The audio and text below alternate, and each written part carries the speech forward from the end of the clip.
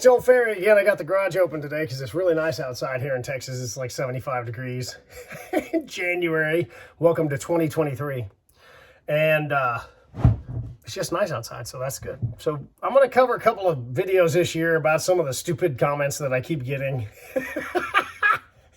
Pervasive in the world of social media is, you're welcome to your own opinions, but you're not welcome and you can't have your own facts. This discussion, once again, it's going to be about shot placement because apparently I'm the guy preaching bad shot placement. Let's roll.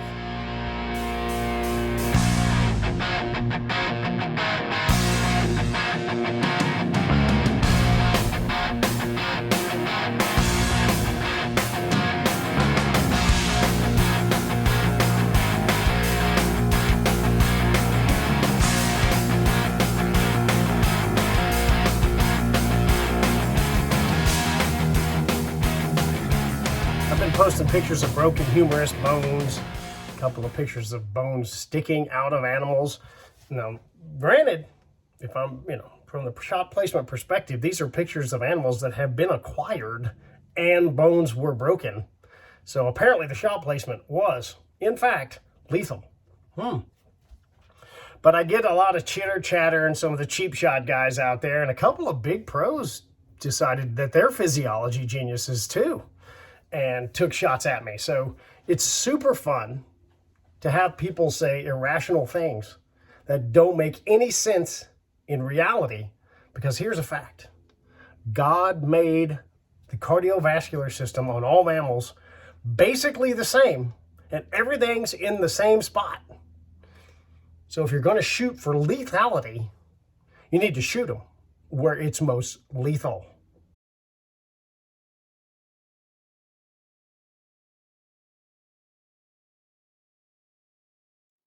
So I went cruising around on that thing called the internet. Apparently this thing's going to be around for a while. By the way, this is Hunter's Blend coffee shirt.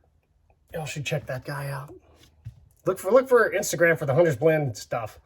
It blows up all kind of stuff. Schwarber is kind of crazy. Lots of big fire. So get some Hunter's Blend coffee. Total sidetrack. Back to the topic at hand. I think the basic argument is this. I shoot a substandard arrow system, traditionally super light, and with a giant flipper flapper on the front that doesn't penetrate very well should it hit anything moderately hard. Towards the front of the animals is relatively hard because there is a humerus up there and there is a scapula. There's also this thing called the vital V. Here is a picture of the vital V from a broadside shot on a regular old deer. This is from one of them apps you can download and, do scenarios of different hits and stuff. It's pretty cool, and the physiology is pretty decent on it, so I'm going to be using that today. But backing up, you also get these kind of posts, and they're always quartering in. Like, it's a really typical, what I see in elk hunting, especially in a calling situation, kind of a quartering to, and then of course it's a giant bull. Like, physically, it's a big animal. Well, it does not like arrows very much when animals get to that size. So you see the classic grid on there, and then everybody says, where are you shooting? And I'm always forward in the lethal parts of the animal, which means you're going to interact with bone, and my comments are unpopular across all of bow hunting because if you're not shooting the right system, then you're correct. The placement that I recommend is not for you. I'm going to explain to you why shooting them back is not that good idea. So let's move forward to this little app that I found. And actually, Shane Simpson told me about this app. But I'm going to move this elk around. So here's a broadside, look at a bull elk. You can see the vital V, and on a bull elk, that target's probably, God, it's got to be 2/3 of a basketball. Like, it's big, and it's just a hole. Like, the shoulder blades here, humerus is there, and the hole in there is vital. Why is it vital? That's because you can see where the heart's located and those two arteries coming out. It's a little bit of a representation of how lethal that spot actually is. And I'll have a picture of a deer later on with a much better diagram of the arterial and venous system. But just visualize what you see there. And everything forward of this line is much more lethal than shooting back. Will the shot behind the line kill the elk? Yes. Does it offer substandard arrow systems a better opportunity to penetrate? Yes, it does. But it also cuts the kill zone in about half. And it also elevates it. Because the lungs kind of go up back there, if you shoot relatively low, like mid-body and say 6 or 8 inches behind the crease on the elk, you're starting to mess with the stomach. The stomach is low and big and back there. I know a lot of people are going to be watching this and say, I shoot them back there all the time and kill the hell out of them. I've shot 500 elk. I got that, but I'm trying to help the general public figure this out. And you are interacting. You are increasing your chances of interacting with the stomach should you shoot back there and pull the shot. The wind blows, things happen, misjudge the range. It's not 3D out there. It's much more dynamic. The hunting situation is much more dynamic than the message boards allow for. So if you're calling and your elk comes at you, which they're gonna walk towards you, and there's a lot of dogs barking in the background, I gotta like that. Elk aren't gonna walk in backwards. There's no reason for them to walk in with their butt to you. They're gonna be looking around, and if they're expecting to fight, they're going to be coming at you. And I'm going to shut the garage because that dog is crazy. I know which dog it is too. The people where that dog is, they have a sign that says, please don't harass my dog. If you walk up to the mailbox and unlock the key, the dog starts barking. So I bark at the dog and harass the dog. But shh, don't tell anybody that, because you can't, you could go like this and the dog will start barking. Hang on.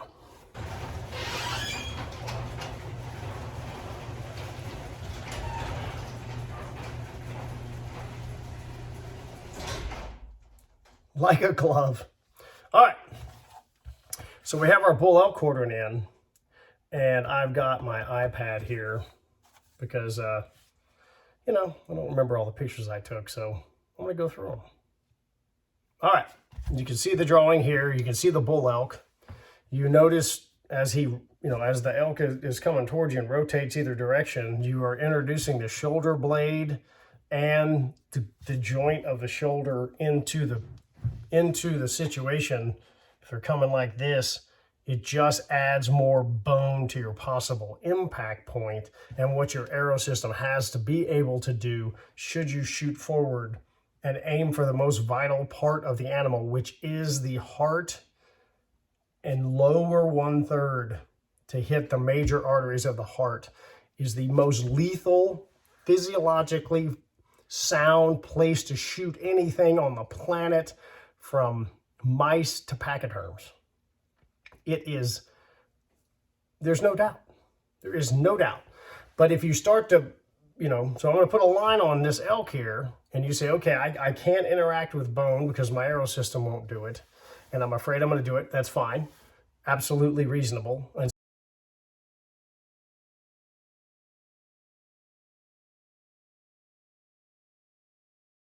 so I'm going to shoot back.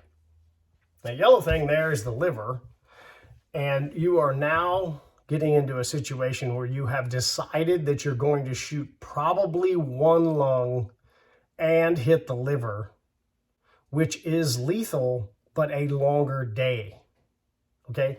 It will eventually be lethal, and sometimes you'll hit the liver just right and cut it off, and the thing will go 40 yards and tip over. The odds are just not in your favor shooting back there from a lethality standpoint and a short tracking job standpoint. The last thing you want to do is shoot a bull elk in September and have a 7-hour tracking job. It's just not good for the meat. It's already warm. Elk are big. They're hot, right? If it's 40 degrees, they're hot.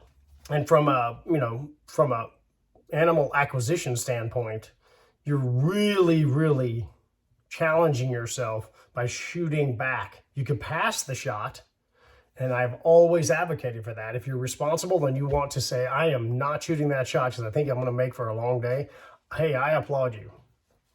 Or you could shoot an arrow system, 600 grains with a single bevel broadhead, or a machined one-piece head that's razor sharp, and you've bare shafted your arrows, they fly perfect, and try to shoot more forward where it's more lethal. It's just physiology. I said I would talk about a deer diagram, and I found one that represents, where did you go? All right, here's the circulatory system. This is from deeranddeerhunting.com. Might as well give them credit because that's where I got it. It's not my artwork. And then I'm going to zoom in. So when you zoom into this deer, elk, moose, mouse, elephant, you see the blue and the red. So what that represents is red is arterial blood going outbound. It's got a lot of oxygen in it. And the blue is blood that's already gone out, dropped off oxygen, and is venous blood, okay? The system is a closed circuit and does loops all the time. Red goes out, drops off oxygen, here comes the blue. You cut any of that stuff, and it's bad for business. Like, you're talking about a really short tracking job if you cut all that stuff, and you can see the amount of arteries and veins and everything in the forward part of the deer and the lower 1/3. And remember, this is all surrounded by the lungs. So you get lung, you get what's called a pneumothorax. That's air in the chest from popping the lungs and actually having holes in the side. You have to have the holes in the side. It helps a lot to help lung collapse. And then you also hit the arteries and the veins, the big ones that feed the whole body. And this is key. When you shoot forward or you sever any artery, it drains the blood from the extremities, almost immediately. You see these shots where these low forward shots, and you've probably done it yourself, and then the deer runs and starts wobbling. The blood is leaving their legs. Well, they're getting woozy. I got that from massive internal blood loss from cutting one of these arteries or 5 of them off.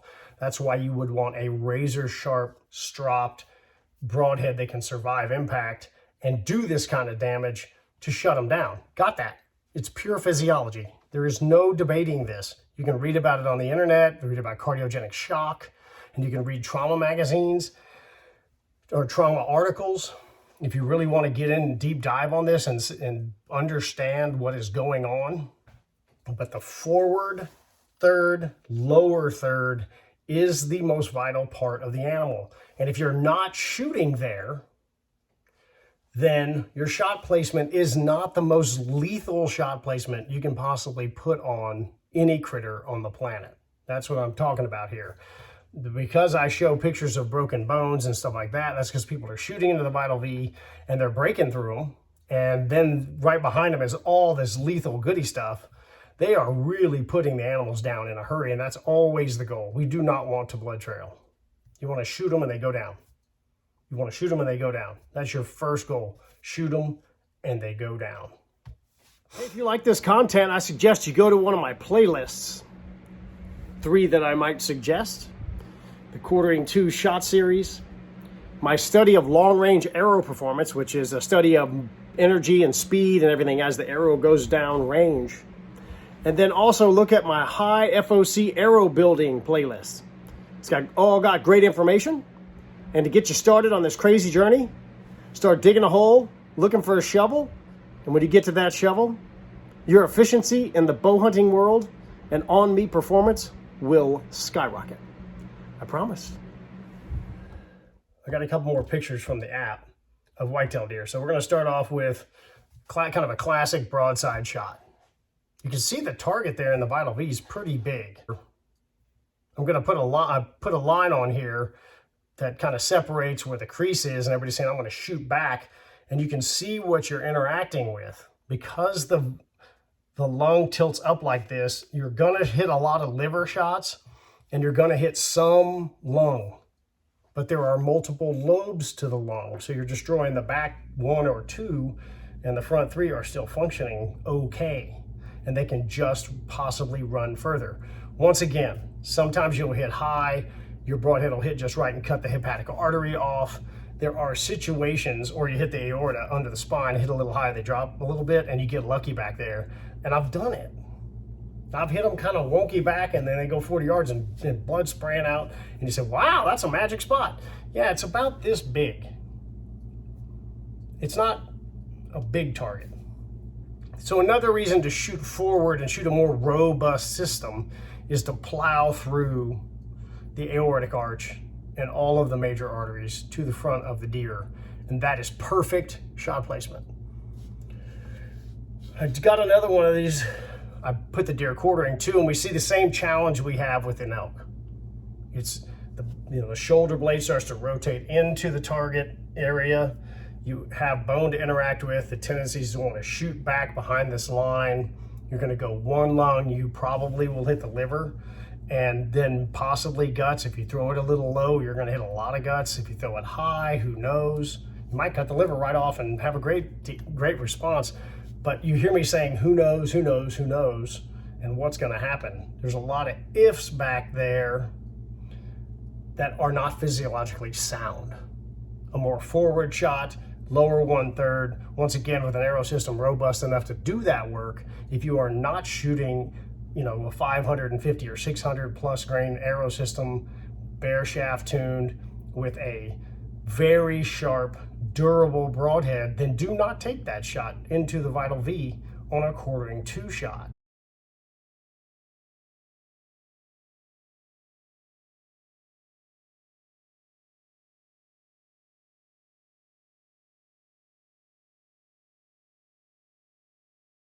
And last but not least is the tree stand shot, which is always interesting. Immediately in a tree stand shot, once again, here's broadside. And then here's, how high did I say this was? I think I turned this up to the simulator, it was 15 feet off the ground. And this is a 20-yard shot. And you see that you start to see, and before you had kind of this opening like that. And now you're having the shoulder blades actually tilting into the picture, right? Because you went this way. So the animal's broadside's like that. You elevated yourself, and now you're shooting down, and very likely, it introduces the shoulder blade. It's still perfect shot placement to shoot lower 1/3 and forward, except the fact that you have introduced the shoulder blade into the game, and if they jump the string, the shoulder blade is going to go this direction. It's always going to cover the hole. So if the vital V is like that, and when they drop, the shoulder blade is going to come down. It does not go up. It can't go any higher. They tuck their legs, and this is a hinge, and it goes like that. And this is the shoulder blade, and it just closes up, and it's a moving plate getting in the way of the vital V. Once again, you can choose to shoot back, and that is fine. Pull the shot low. Once again, you're going one lung guts, maybe liver. Hit them high, you never know. You might go over the top of the front lung and hit the back and hit the liver. It's just, I know it works, but the comments I keep getting about me preaching bad shot placement is absolutely the most irrational thing on the earth, because the shot placement that I talk about is in the most lethal part of the animal. I've said it like 15 times. This isn't a debate whether you think it's more lethal back or forward. Maybe everyone just figures if they die, it's a lethal hit. Maybe. There's just a lot of tracking implications there. They can go a lot further if they're hitting the back of the lungs with weirdness and just random things happen, when you could actually shoot them forward and increase the number of things you hit. So going back to the deer diagram showing just the arterial and venous system, look at the density of the arteries and the veins in the lower 1/3 and forward. And then look at it as it works its way back. I know some people are going to leave stupid comments and say, well, there's lungs all around that. I already said that. But look at the density of the highest blood pressure organs and delivery system. The highest blood pressure delivery system is in the lower 1/3 and forward.